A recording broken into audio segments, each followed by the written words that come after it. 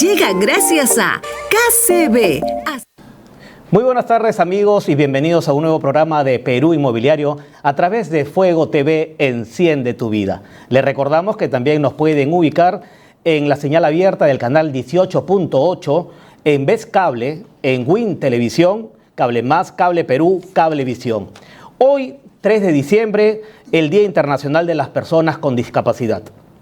En 1992, al término del Decenio de las Naciones Unidas para los Impedidos, la Asamblea General proclamó el día 3 de diciembre el Día Internacional de las Personas con Discapacidad.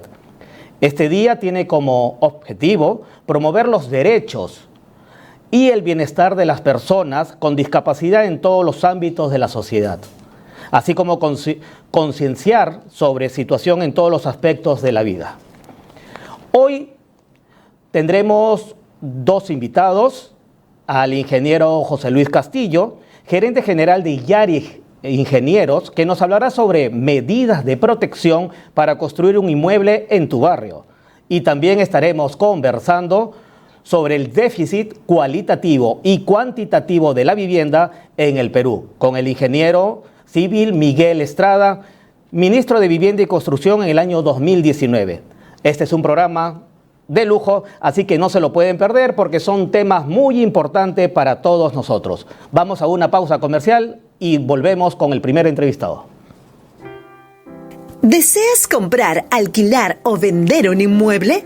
Búscanos como KCB Asesoría Inmobiliaria. ¿Deseas vivir en el corazón de Jesús María? Se vende. Lindo departamento ubicado en el Jirón Huamachuco, cerca a la Avenida Brasil. Tiene 60 metros cuadrados, 2 habitaciones, cocina, un baño, sala y comedor. Está en el primer piso. Para mayor información, comunícate al 9711-58586. Somos KCB Asesoría Inmobiliaria. Síguenos en nuestras redes sociales. Búscanos como KCB Asesoría Inmobiliaria. En YouTube, Facebook e Instagram. Somos Perú Inmobiliario. Por Fuego TV, enciende tu vida. ¿Deseas comprar, alquilar o vender un inmueble? Búscanos como KCB Asesoría Inmobiliaria en nuestras redes sociales o escríbenos a nuestro correo electrónico kcb.asesoriainmobiliaria@gmail.com o déjanos tu mensaje al 9711-58586.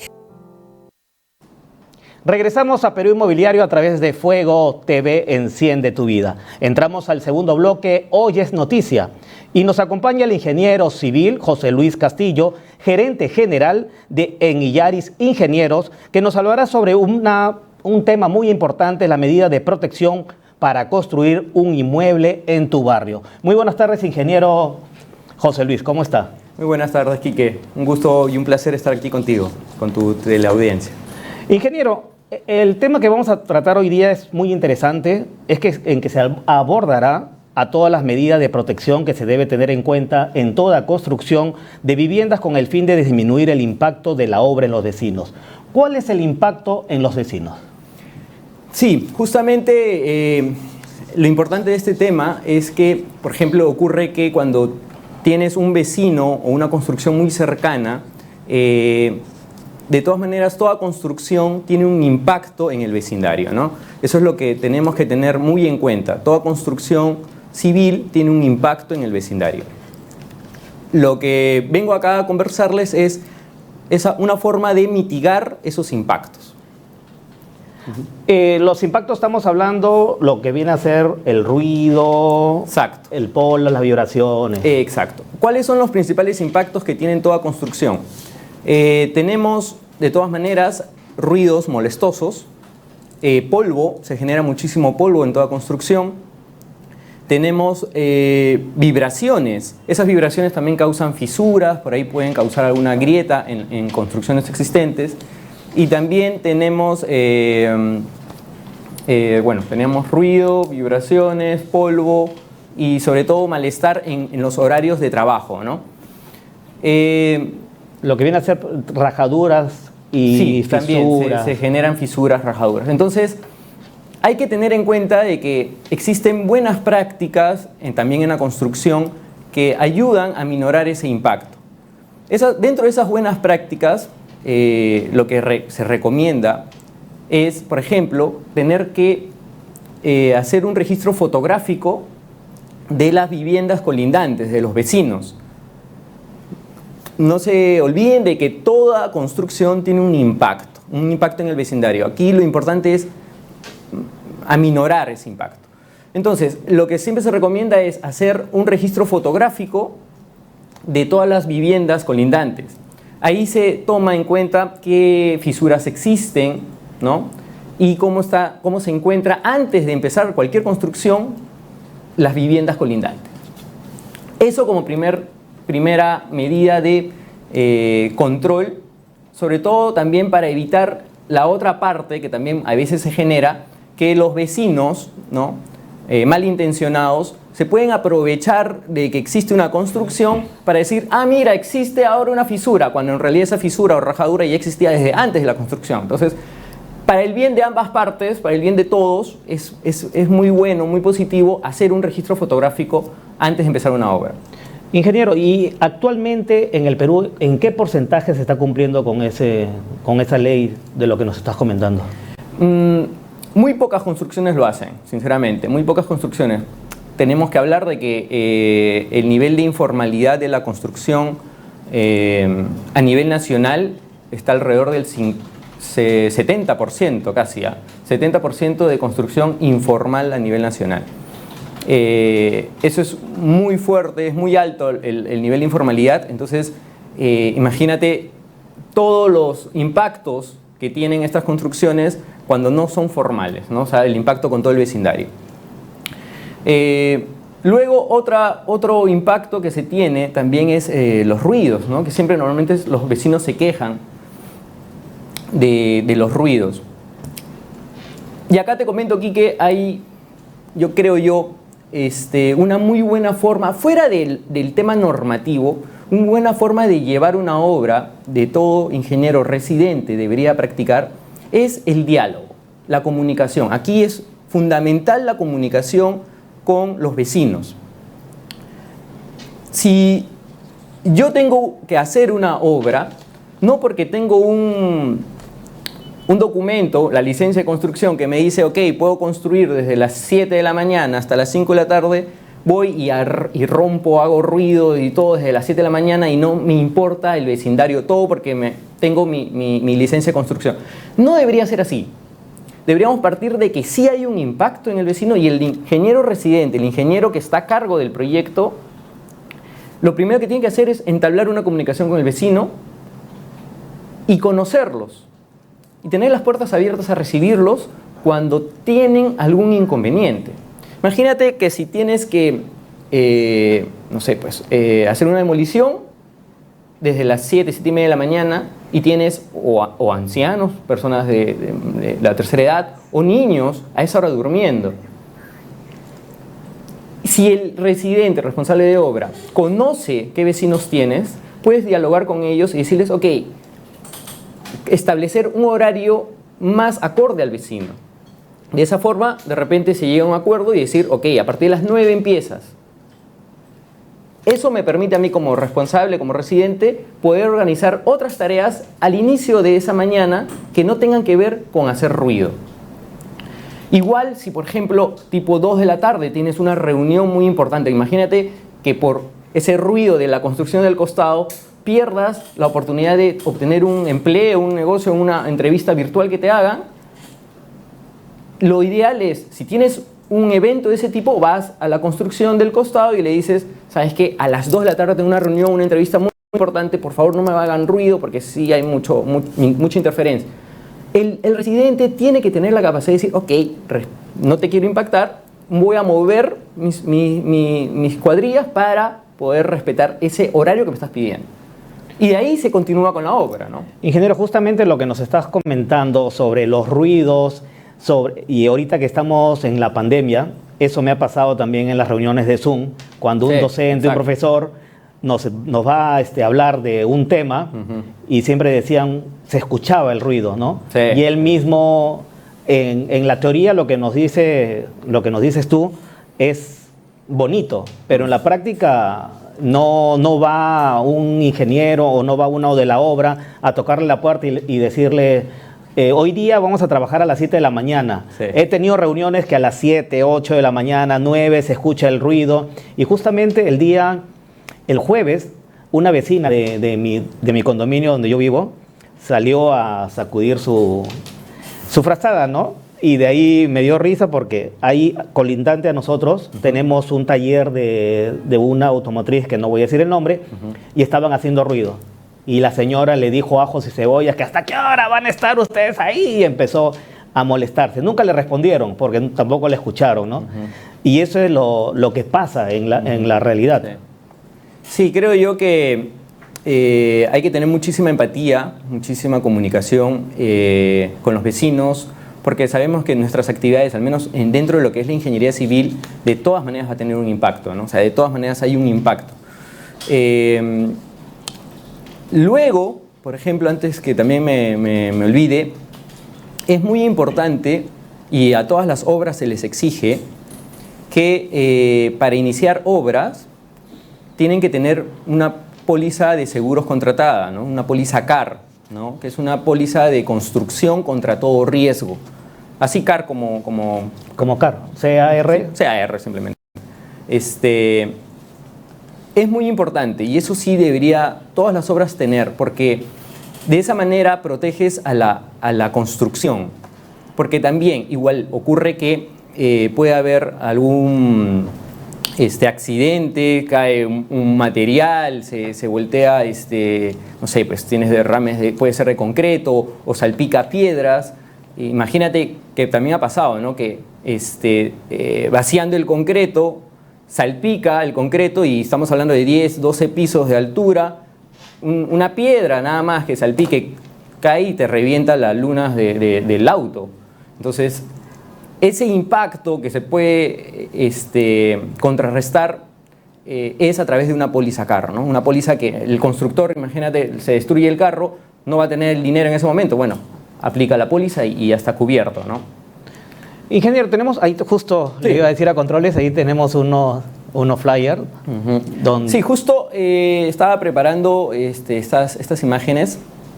Ahí te hago un resumen de los puntos que considero que son importantes, que se deben tener en cuenta para mitigar el impacto de las obras, ¿no? Por ejemplo, como lo que decía, la inspección ocular y el registro fotográfico es muy importante para saber cómo están las viviendas antes de empezar tu obra. El otro es el contratar una póliza de seguros, la póliza CAR, que es la póliza de construcción. Una comunicación fluida y acuerdos con los vecinos, eso también es, como te digo, muy importante. La coordinación de los horarios, eso va de la mano de la comunicación con los vecinos. Y colocación de malla Rachel. Una malla, no sé si has visto algunas construcciones que se pone bastante verde todo el edificio, sí, o hay veces azul todo el edificio. Son mallas Rachel que protegen que el polvo se quede dentro de la obra. Y ahorita te voy a mostrar fotos de esa malla Rachel. Por ejemplo, ahí estamos viendo una malla Rachel, es roja en esta construcción. Esta obra la hicimos hace 10 años, justo estaba viendo la foto desde el 2012. Ahí podemos ver esa malla Rachel que protege toda la fachada en rojo. Tenemos abajo estos cachaquitos que se ponen para la circulación peatonal, que también protege a los peatones en la parte externa. El cerco metálico, en este caso estamos viendo el cerco metálico, también es muy importante. Toda obra tiene que tener un cerco metálico, un cerco de obra, de todas maneras tienes que tener eso para proteger tanto al personal de obra como a los vecinos que pasan, los transeúntes. Aquí en esta foto estamos viendo además hay un tubo que va recorriendo toditito los pisos. Eso es un tubo para eliminación de desechos de materiales. De cada piso van botando por ahí y abajo hay un gran contenedor, ¿no? Es el tubo que vemos a la izquierda.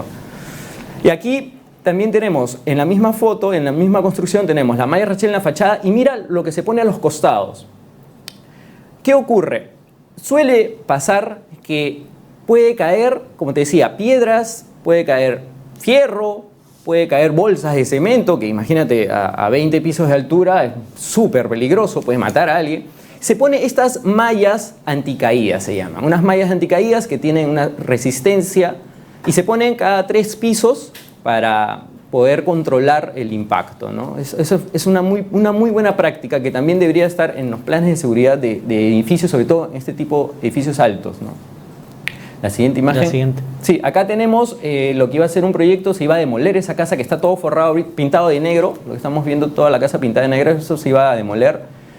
Aquí lo importante que estamos viendo son el cerco de obra, la malla rachel encima del cerco de obra, esa malla azul, eso protege. La malla rachel, lo importante del uso de la malla rachel es que disminuye el impacto del polvo en los vecinos. El impacto del polvo en los vecinos. Y mira, hay una malla rachel también de forma vertical, ¿no? En azul.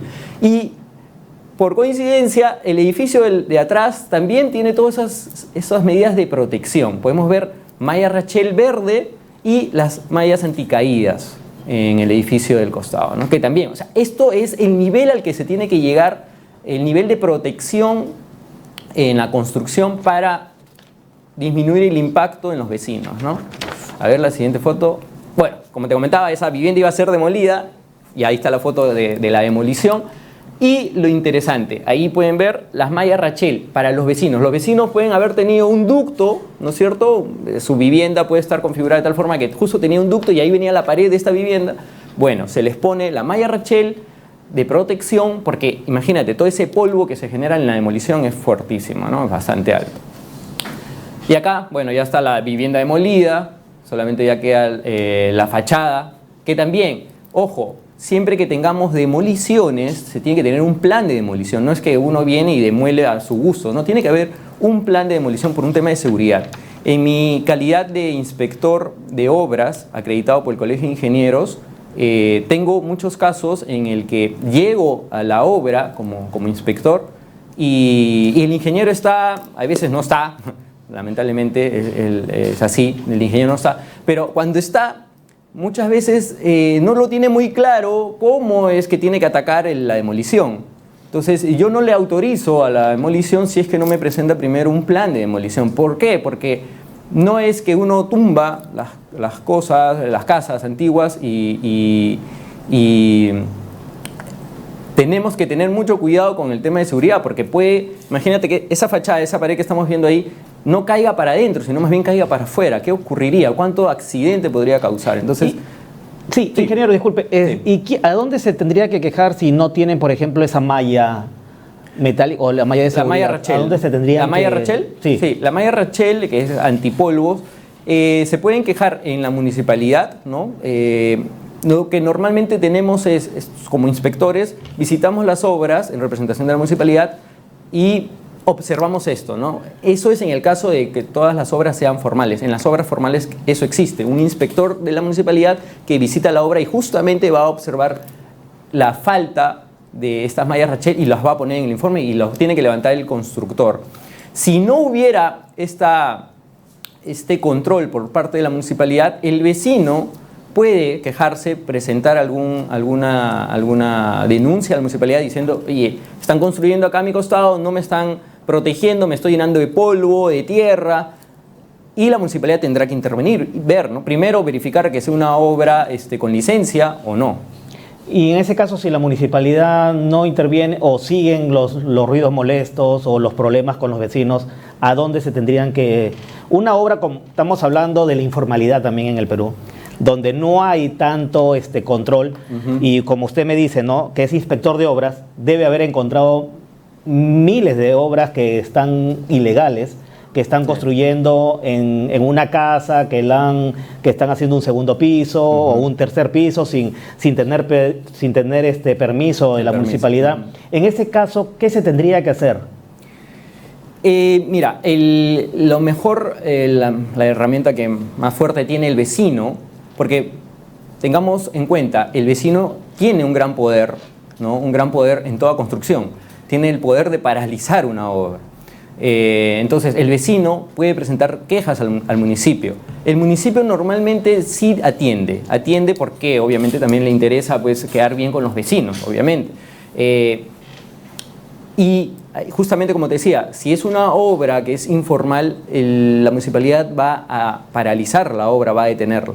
Si es una obra con licencia de construcción, todo formal, lo que va a hacer es lanzarle una amonestación y también, en el peor escenario, una paralización a la obra, ¿no? En el caso de que no levanten, no subsanen las observaciones. Pero te puedo asegurar de que si es una obra formal, sí o sí tiene un inspector, un ingeniero inspector que lo visita, si no es semanalmente, cada 2 semanas. Si no estuviera el inspector, si yo estoy yendo a una obra y me estoy quejando y no se encuentra en ese momento el inspector, ¿con quién es la persona que tendría que conversar? ¿En la obra? Sí. ¿Te refieres en la obra? Si visitas la obra y no, el inspector no está permanentemente en la obra. En realidad, el inspector va justamente en representación de la municipalidad, solamente puede ser una vez a la semana, una vez cada 2 semanas. Como te digo, si vas a visitar la obra, lo primero como vecino es conversar con el responsable de la obra. Eso es lo primero, conversar con el residente, con el responsable de la obra, entablar una comunicación. De repente ahí se soluciona el tema. Si no se soluciona, ahí sí tienen que ir a la municipalidad, ¿no? Recurrir a la municipalidad, de todas maneras. Ingeniero, usted nos comentó al principio sobre cuando van a hacer una obra, tienen que ir a los vecinos, decirle que van a hacer tal obra de tal hora a tal hora. Pero de no cumplir eso y decirle al vecino que vive al costado, se cae una piedra y destroza el inmueble del vecino. Y no hubo eso. Y como nos comentó también, que a veces puede ser viveza también del vecino. En ese caso, ¿qué se tendría que hacer? Si no ha cumplido la obra, en decirle a los vecinos que van a ver una construcción o una demolición. Mira, en ese escenario en el que el constructor, el contratista, empieza su obra sin comunicarlo a los vecinos, se crea un gran vacío de información. Se genera, se abre ahí una puerta de que uno se puede aprovechar y el otro también se podría aprovechar en el escenario en el que no reconoce nada, ¿no? Para solucionar los problemas, el constructor, el contratista, creo que, como te decía al comienzo, también tiene que ser muy empático, ¿no? Entonces, si en efecto tu construcción causa esos daños, esos problemas, lo que te corresponde como constructor, como contratista, ejecutor, es remediarlos. O sea, no hay que ser hay que ser súper claro con eso, obviamente, ¿no? O sea, si yo en mi accionar, en la ejecución de mi obra, tuve algún percance, algún accidente que generé en los vecinos, los tengo que remediar de todas maneras. O sea, ahí el que tiene que asumir la responsabilidad es el ingeniero residente, ¿no? Lo que veo también bastantes problemas en la práctica, que he visto bastantes construcciones, ya sea acá en Miraflores, San Isidro, Jesús María, donde las pistas, los camiones de mezcladora la destrozan, ¿no? Y más en época, entre comillas, de elecciones de la alcaldía, que la ponen, después están los de Movistar, dije una marca que no debería haber dicho, un cable operador, había los del agua y después la construcción. ¿A quién le corresponde el arreglo de las pistas cuando están haciendo las obras? ¿A la misma constructora? Porque pasan por ahí los camiones. Mira, siempre, como te repito, si tenemos el impacto de nuestras acciones como constructor, como ejecutor, en cualquier, ya sea la vivienda del vecino, en su auto, o incluso en áreas públicas, llámese pistas, veredas, en parques. Imagínate que el camión, el mixer, hay veces ha ocurrido que el simple hecho de estacionarse cada vez que hay un vaciado, pues daña los jardines. Es muy común. El contratista que está haciendo la obra tiene que repararlo. O sea, es su obligación. Es su obligación. O sea, va a venir un momento a la municipalidad y decir, mira, me malograste el parque, me malograste esta vereda, me malograste la pista. Y lo va a tener que asumir. Entonces, antes que venga la municipalidad y te haga mayor problema, lo mejor es, ya en tu presupuesto como contratista, ya tienes que tener considerado ese impacto, ese daño, ¿no? Esa reparación de daños. Porque muchas veces, bueno, las pistas también son un desastre a nivel, bueno, nacional. Y en el caso del medio ambiente, de los árboles, que van a hacer una construcción y ya hay árboles, y esos árboles impiden de seguro a veces, y eso pasó hace 2 años de un vecino que se quejó porque tenía un árbol frente a su ventana y se quejó con la municipalidad y creo lo cambiaron a otro, lo sacaron y lo pusieron en otro parque de ese distrito. En ese caso, ¿qué es lo que se debería hacer con los árboles, el medio ambiente, para poder tenerlo, que la naturaleza es muy importante aquí ahorita? Sí, justamente eso es uno de los impactos que tiene la construcción, que es el impacto medioambiental, ¿no? En ese impacto medioambiental está considerado siempre hacer un estudio de si, por ejemplo, tenemos un árbol que impide justo el ingreso al estacionamiento, a la cochera, ¿no? al carport, de todas maneras se va a tener que mover ese árbol. La mala praxis hace que lo talen, lo desaparezcan. Eso está mal, eso sí está mal. Lo correcto es, se comunica a la municipalidad, se hace todo un trámite para la reubicación de ese árbol, se moverá a un parque o a donde indique la municipalidad. Incluso, todo eso está también normado. Incluso se tiene que plantar unos árboles extras a manera de remediación del impacto, ¿no? Ingeniero, usted también como inspector, le hacen charla de seguridad al diario al personal. Sí, las obras deben tener siempre charlas de seguridad diarias. Todas las obras tienen que tener charlas de seguridad diaria y eso se debería registrar. Hay un formato de seguridad, la charla de seguridad diariamente. Entonces, cuando vamos a inspeccionar las obras, siempre solicitamos, ok, al contratista, muéstrame tu charla de seguridad de hoy día, de ayer, de antes de ayer, podemos pedirlo de cualquier día, deberían tenerlo registrado. Esto es muy importante, porque el personal obrero tiene que estar capacitado en seguridad, tiene que hacer su trabajo de manera segura. Estamos hablando de personas, estamos hablando de civiles, estamos hablando de papás que tienen familia. Entonces, a nadie le gustaría que ocurra un accidente y sea una persona que no regrese a su casa, ¿no? Entonces, antes de hacer las actividades, antes de empezar el día, porque la construcción es una actividad de alto riesgo, entonces antes de empezar el día, es responsabilidad del contratista, del ejecutor, indicar claramente cuáles son los riesgos al personal obrero para que tomen las precauciones y se llena un acta así para tomar el registro con su firma de que ha recibido la capacitación correcta, ¿no? Eso también es una manera de mitigar el impacto en temas de seguridad, ¿no? Ingeniero, en el caso de una obra tiene al costado un colegio. Ya. Y ahora ya los chicos ya entraron nuevamente al colegio, ya tienen presencial. Y el horario de un colegio es de 8 de la mañana a 3 de la tarde, 4 de la tarde, justo en el mismo horario que la obra.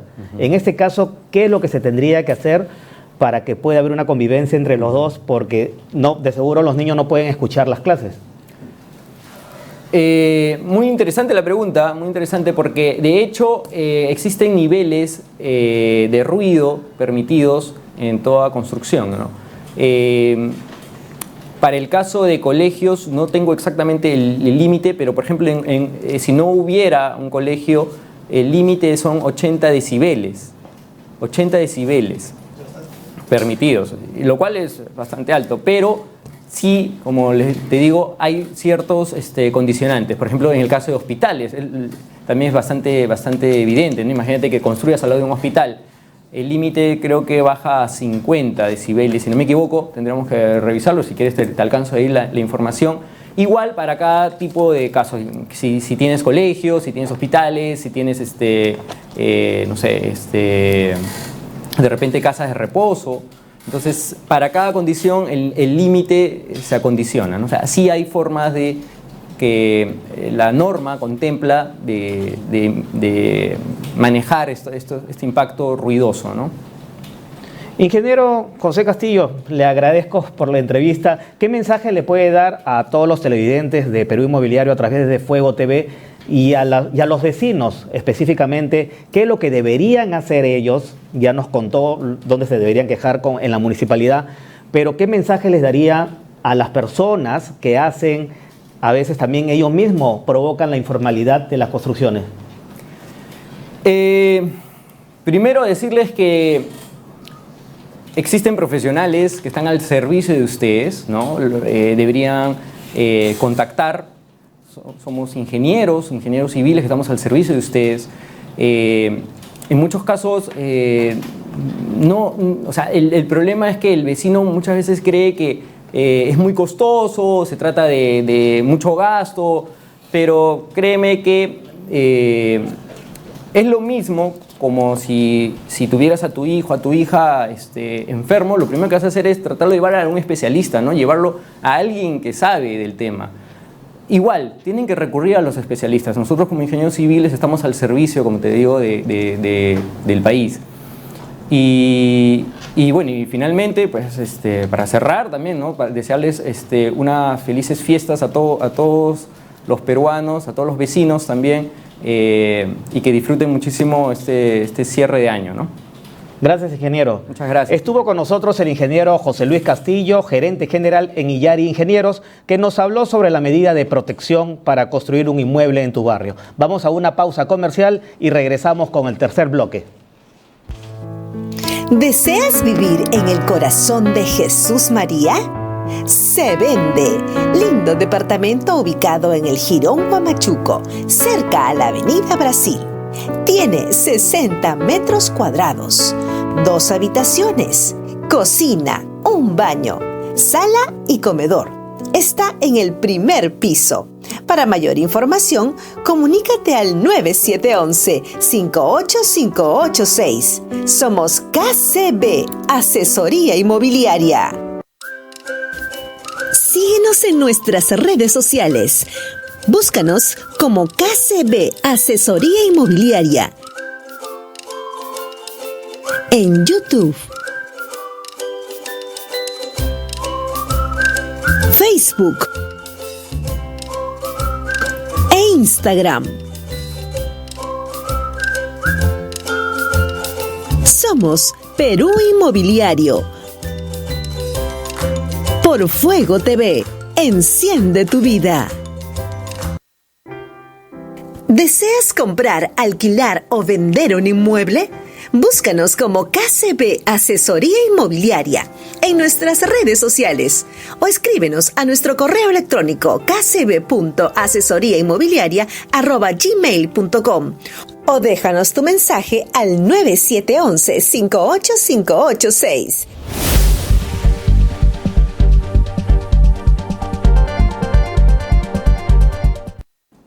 Buenas tardes a nuestros amigos televidentes de Fuego TV a través del programa Perú Inmobiliario. Entramos al tercer bloque, actualidad inmobiliaria. Y nos acompaña el ingeniero civil Miguel Estrada, ministro de Vivienda y Construcción en el año 2019, que nos hablará sobre el tema déficit cualitativo y cuantitativo de la vivienda. Muy buenas tardes, ingeniero. Buenas tardes, Quique. Gracias por la invitación. Gracias a usted por estar acá en Perú Inmobiliario. Miguel Estrada, ingeniero civil por la Universidad Nacional de Ingeniería, ha ocupado los cargos de ministro de Vivienda, Construcción y Saneamiento, presidente ejecutivo también de Servicio Nacional de Capacitación para la Industria de Sensico, y actualmente es representante docente del Consejo de Facultad de la Facultad de Ingeniería Civil de la UNI. Ingeniero, en el Perú existe un déficit habitacional total de 1.860.192 viviendas, del cual el 79%, estamos hablando de 1.470.947 viviendas, que corresponde a un déficit cualitativo, y el 21%, 389.745, a un déficit cuantitativo. Primero, ¿qué es déficit cualitativo y cualitativo de la vivienda? Muy bien. A ver, para entrar un poco en el tema, y siguiendo lo que nos había mostrado el ingeniero Castillo acerca de la informalidad de la construcción. Muy bien, en el Perú cada año se necesitan alrededor de más o menos 120.000 viviendas nuevas. El Estado peruano, a través de los programas de vivienda, a través del Fondo Mi Vivienda, otorga más o menos alrededor de 50.000 préstamos para la compra, adquisición de vivienda nueva formal. Una vivienda que es diseñada y construida con parámetros de diseño según los códigos que tenemos vigentes, ¿no? Entonces, allí nace justamente este déficit de vivienda. El cuantitativo es aquel número de viviendas que se necesitan construir nuevas. Es decir, hay familias que necesitan un lugar donde vivir y por el momento viven con familiares. Entonces, o necesitan un espacio adicional en la vivienda donde ya están ocupando. Entonces, por ejemplo, se puede ampliar una vivienda y con eso aliviar el hacinamiento de las familias. Muy bien, entonces ese es el déficit cuantitativo. O sea, falta crear viviendas, construir viviendas. Y el déficit cualitativo, y acá viendo el problema que habíamos visto anteriormente, lo de la informalidad en la construcción, son aquellas familias que sí, viven en una vivienda, pero es una vivienda que no tiene las condiciones adecuadas, sobre todo de seguridad, habitabilidad, confort térmico, acceso a los servicios básicos de agua, saneamiento, transporte.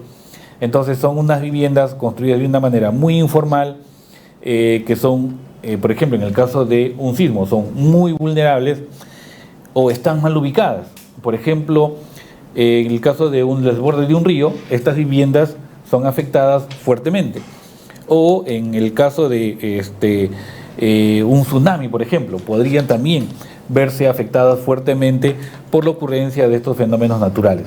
Entonces son esos dos aspectos que hay que trabajar fuertemente: la construcción de vivienda nueva, y en uno de los casos es el mejoramiento de la vivienda existente, o en otro caso es ya no se puede mejorar esta vivienda porque es tan precaria la situación o tan vulnerable es esta edificación que más caro saldría reforzarla que hacer una nueva.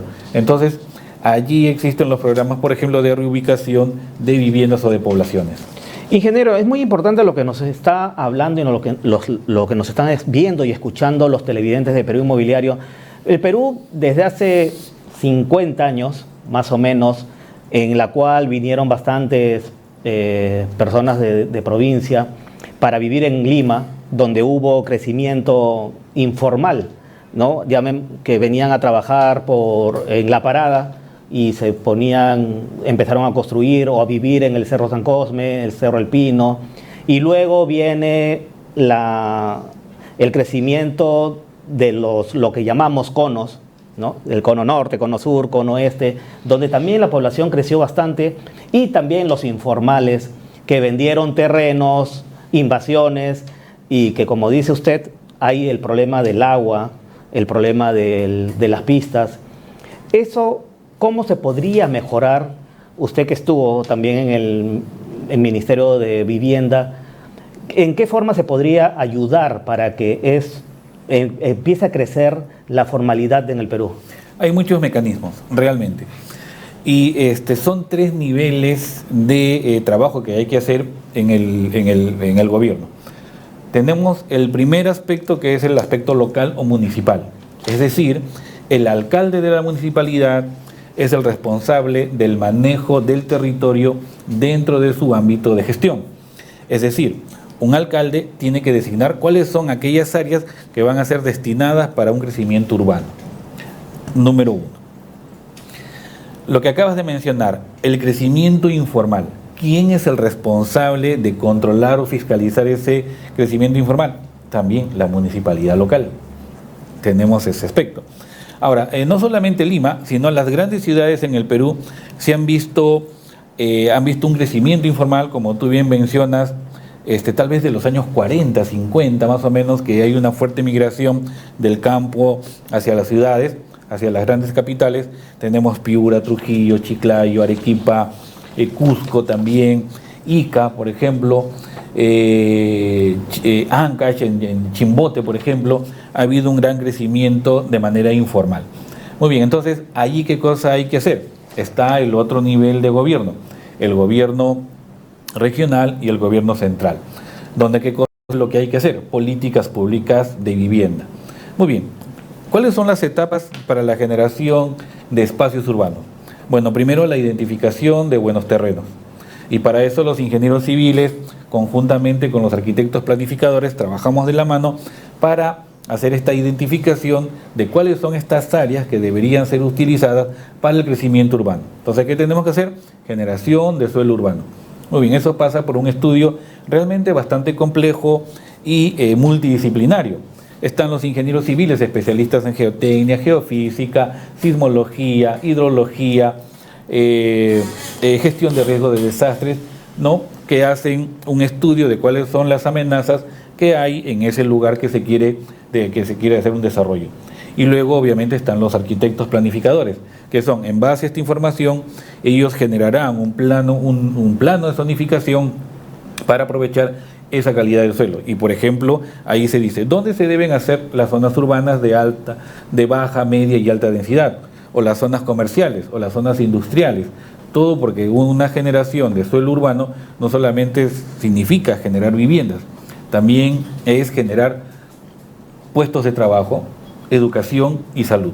Entonces, como ves, es un problema bastante complejo y para eso se tiene la normatividad. El Ministerio de Vivienda tiene la normatividad para la generación justamente de estas áreas de ocupación urbana, a través de los planes de desarrollo urbano, planes de acondicionamiento territorial o planes de desarrollo metropolitano. Entonces, existen las herramientas. Acá lo que falta es que estas herramientas sean puestas en ejecución para generar este suelo urbano. Y finalmente, no solamente es la parte normativa, la parte técnica, Quique, sino viene también la parte financiera. Ese también es un aspecto importante. Nosotros cuando estuvimos en el ministerio tratamos de incentivar más, justamente colocar más fondos en el Fondo Mi Vivienda, más dinero, más recursos económicos en el Fondo Mi Vivienda. ¿Para qué? Para que hayan más familias que puedan acceder a estos beneficios de bonos, porque un bono se le da una cantidad de dinero a una familia y esa cantidad de dinero no se devuelve. O sea, va directamente para la compra de la edificación. ¿Y por qué se hace esto el Estado, no, Quique? Porque recordemos que el sector construcción es el sector, o si no, uno de los sectores que mueve más la economía de un país. Exactamente. ¿Por qué? Porque no solamente se trata de agua, cemento, fierro y ladrillo, no. Por ejemplo, estamos en este set y necesitamos pintura, muebles, vidrios, iluminación, transporte, comida. Entonces, como ves, es el sector público invierte un sol en dar este bono y se generan pues 18 soles o 20 soles luego que sino regresa al Estado a través de los impuestos por las actividades colaterales que se tienen al activar este sector construcción. Ingeniero, justo lo que nos está comentando sobre el bono de mi vivienda, estaba leyendo, ¿no?, que decía que el Estado peruano a través del Ministerio de Vivienda y Construcción había diseñado programas de acceso a la vivienda, que como dice usted, el programa de vivienda, pero también el programa de generación de suelo urbano, el programa de mejoramiento integral de barrios, programa Nuestras Ciudades, el programa nacional de vivienda rural, el fondo Mi Vivienda, lo que acaba de decir, nuevo crédito Mi Vivienda, el bono de buen pagador y programa de techo propio. Esos programas va dirigido a la población del Perú, pero muchas personas son informales también. Muchos no tienen un ingreso, no tienen una formalidad como para sacar un crédito en los bancos. ¿Cómo se le ayuda a esas personas? Sí, justamente hay muchas modalidades, ¿no? Y yo acá, bueno, esto no es propaganda, pero sí es información más bien. Hay un lugar en el centro de Lima que se llama La Vitrina Inmobiliaria, ¿no?, que donde están muchas empresas inmobiliarias y muchas entidades financieras justamente que evalúan a las personas que de alguna manera son, por ejemplo, muchas personas, Quique, que han sido beneficiadas por los bonos, más que informales, yo les diría emprendedores, ¿no? Son personas emprendedoras, ¿no?, que tienen su negocio particular, personal, una tienda, por ejemplo, o un servicio de metal mecánica, son pequeñas empresas, no emprendedores, que se les evalúa a través de su movimiento bancario. Si bien es cierto no tienen una formalidad al 100%, pero sí de todas maneras tienen una cuenta bancaria. De hecho, para acceder a uno de estos beneficios, el beneficiario, la familia, tiene que tener una cuenta en banco. O sea, no es imposible otorgarle obviamente un bono a una persona que no tiene algún tipo de historial crediticio. Solamente entonces en ese caso se lo otorga. Con respecto a los bonos, te faltó mencionar algo, el bono verde. El bono verde. Sí, el bono verde, y justamente, bueno, también somos docentes universitarios. Esta semana justamente estamos terminando ciclos de presentación de estudios de tesis, de investigación de tesis, y ahora hay, a nivel mundial, hay estas tendencias de las certificaciones LEED, las certificaciones EDGE, en donde las edificaciones tienen que cumplir ciertos estándares mínimos de ahorro energético, ahorro de agua, o el consumo de los materiales que se utilizan para las edificaciones tienen que haber tenido una huella de consumo energético, y las cuales se les certifica a estas edificaciones como una edificación verde. Si hay un proyecto, si una persona, una familia quiere comprar un departamento en este tipo de edificios, se le da un bono adicional. Inclusive se le da un bono adicional que hace reducir un poco la tasa hipotecaria, y eso hace mucho más accesible a las familias a que tengan acceso a estas viviendas. ¿Y esto en qué beneficia? Esto es un círculo completamente virtuoso, Quique. Se beneficia, obviamente, la familia que va a tener una vivienda formal, digna, segura. Eso es importante. Con acceso a los servicios, agua, obviamente desagüe, electricidad, transporte. Habías mencionado el programa Mejoramiento de Barrios, por ejemplo, sí, ¿no? Que son los que se encargan de mejorar pistas y veredas, que van en coordinación con los servicios de agua y saneamiento. Primero se hace pues el agua y saneamiento y luego las pistas y veredas. Entonces, y así uno genera ¿qué cosa? Una familia con, digamos, con una amor propio, ¿no? Un amor propio a que está viviendo en un lugar bastante adecuado. Esto beneficia, primero el beneficiario es la población. Segundo, se beneficia todo el sector construcción, no solamente la empresa que construye, sino también todas las actividades colaterales que acabamos de mencionar anteriormente.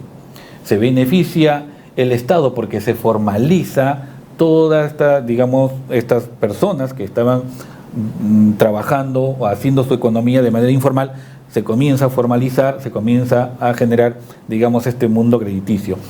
Se amplía la base tributaria, porque todo el mundo comienza a pagar impuestos, y ese dinero obviamente va al Estado para hacer inversiones en los servicios que necesita el Estado. Y para terminar, tenemos la ventaja de que este edificio es amigable con el medio ambiente, o sea, contaminamos menos. Recordemos que tenemos ya los efectos de los cambios climáticos acá en Perú fuertemente. Estamos teniendo inundaciones un poco más frecuentes, con mayor severidad. Estamos perdiendo las áreas que teníamos de hielo, por ejemplo, de los casquetes de nieve, y eso es muy peligroso porque muchas ciudades viven del deshielo, viven del agua del deshielo de estas zonas. Por ejemplo, Huaraz está amenazada, ¿no? Tal vez muchos científicos dicen que tal vez en 30 o 50 años tal vez no haya agua para Huaraz, porque no va a haber digamos, estos casquetes de hielo permanentes que teníamos, ¿no? Por el cambio climático. Entonces, es un trabajo que se está haciendo en el Ministerio de Vivienda. Espero que sigan con esa motivación de este círculo virtuoso de gana, gana, gana, gana la familia, gana la población, gana la empresa privada, las empresas privadas, gana el Estado, y obviamente somos responsables con el medio ambiente. Ingeniero, es muy importante lo que nos habla sobre lo del Estado y las obras que están haciendo, pero no solamente esto viene al Ministerio de Vivienda y no solamente al Estado, al gobierno central, sino que también es trabajar en conjunto con los gobiernos regionales y las municipalidades. Si cada uno trabaja por su lado, vamos a seguir teniendo informalidad, vamos a seguir teniendo vendedores de terrenos, los invasores, y eso tenemos que evitarlo. Sí, ese es un aspecto muy importante, el tráfico de tierras. El tráfico de tierras es un problema social, es un problema económico, es un problema judicial y es un problema político. O sea, realmente, tenemos que enfrentar las cosas tal como son, ¿no? Político, ¿por qué?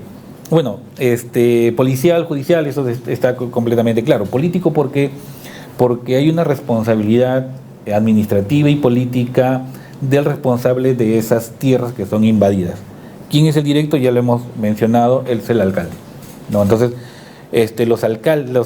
los gobiernos locales, y hemos dicho eso ya en varias conferencias y entrevistas que hemos dado, lo que tienen que hacer, y justamente la semana pasada hemos estado en algunas conferencias con las autoridades recientemente elegidas, que es su responsabilidad directa, administrativa y hasta penal, cuidar acerca de que estos terrenos que no son adecuados para viviendas no sean invadidos.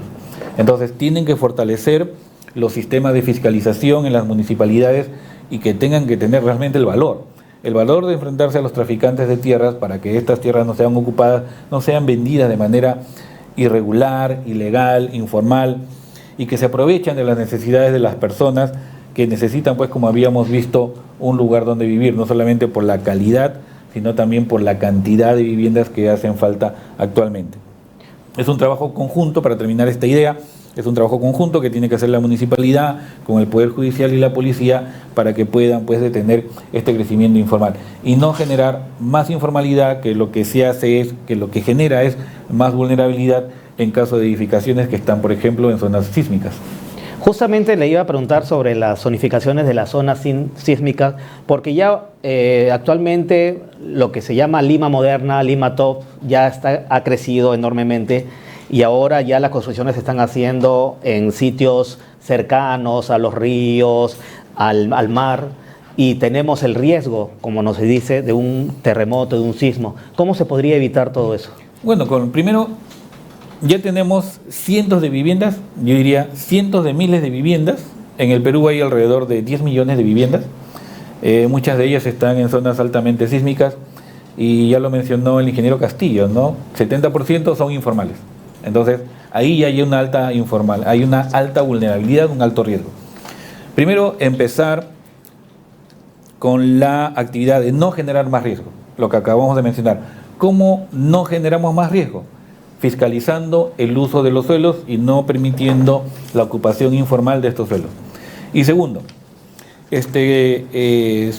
cuando estábamos en el ministerio, cuando estábamos en Cencico, no estábamos por proponer una ley que era una ley nacional para el reforzamiento de edificaciones informales. De hecho, el Ministerio de Vivienda, a través del Fondo Mi Vivienda, tiene fondos de reforzamiento, pero estos son limitados.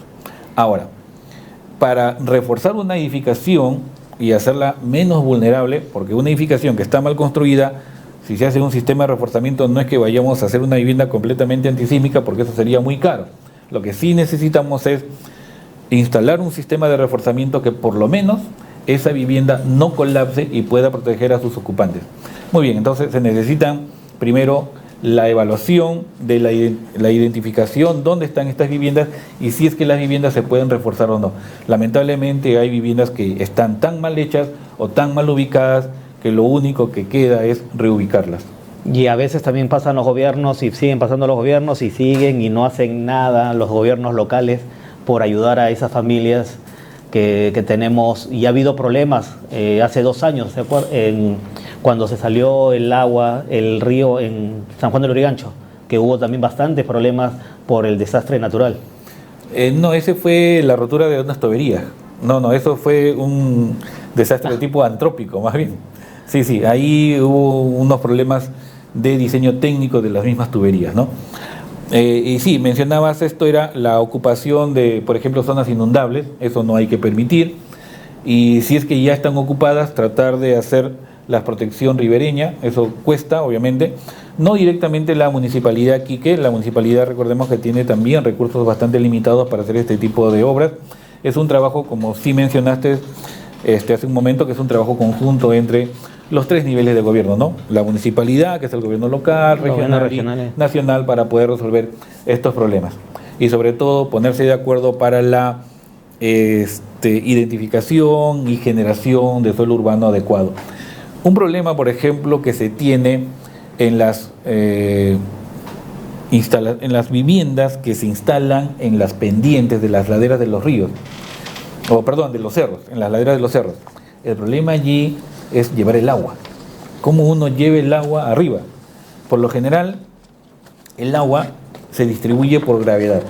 Es decir, hay una fuente de agua en una cota o un nivel alto y que distribuye a una zona poblada en un nivel bajo.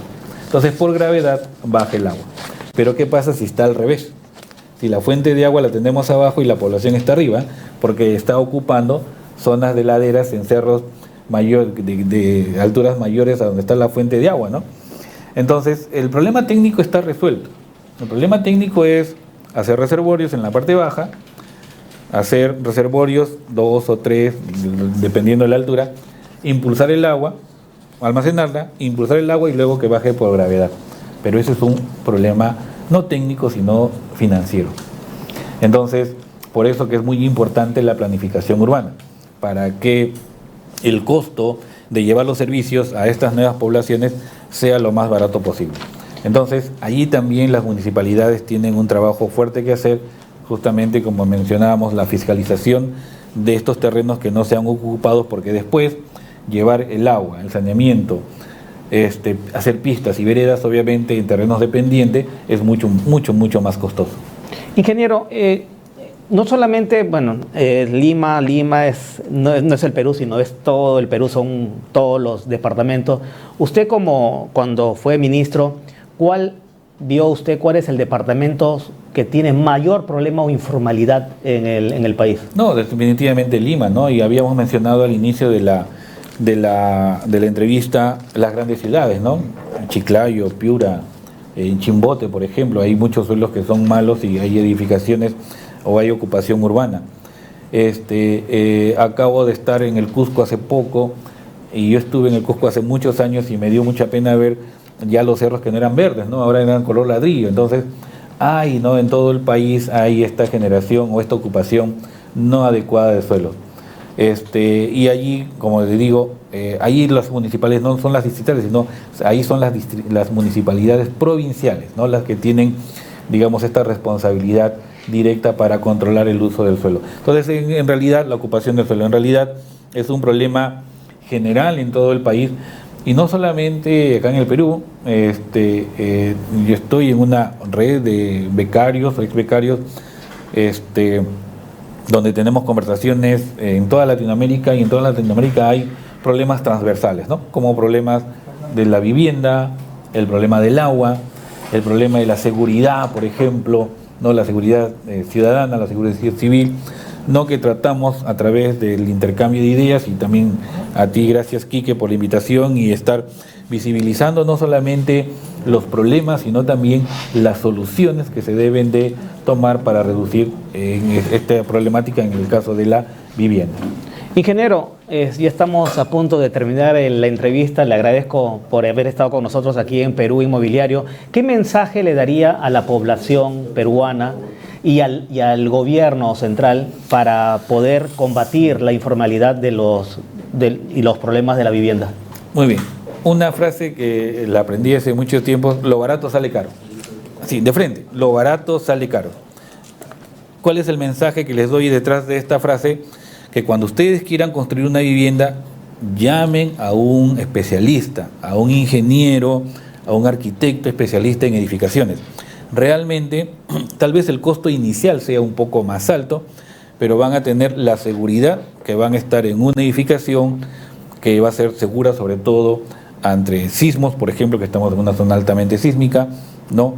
O vamos a estar seguros que esta vivienda va a durar muchos años en el tiempo. Su durabilidad obviamente depende mucho también de la calidad de los materiales y de la calidad de la construcción en sí. Entonces, llamen a un especialista. En Cencico, por ejemplo, se enseña todo el proceso constructivo, ¿no? Desde el replanteo hasta los acabados.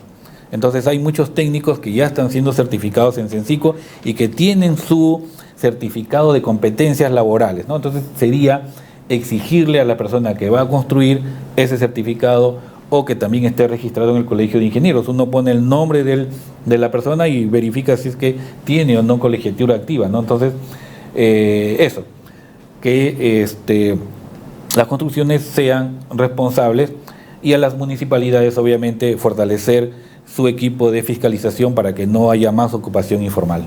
Gracias, ingeniero, por la visita aquí a Perú Inmobiliario por Fuego TV. Estuvo con nosotros el ingeniero Miguel Estrada, que nos habló sobre el déficit cualitativo y cuantitativo de la vivienda en el Perú.